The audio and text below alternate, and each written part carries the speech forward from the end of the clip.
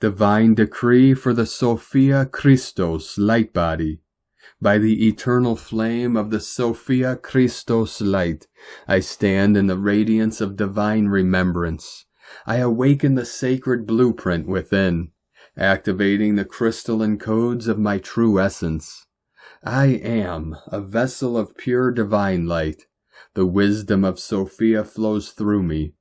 The Christos frequency anchors in my being. I embody the unity of divine masculine and feminine. I am sovereign, I am whole, I am free. Through the golden light of the Aeons, I call forth the full activation of my Krystic Lightbody. Every cell, every strand of my DNA vibrates in harmony with the living law of one.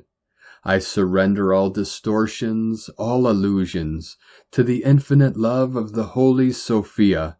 I walk the path of truth, aligned with the highest will of Source. By divine decree, it is so. By divine grace, it is done. By divine love, I am. So it is, so it shall be.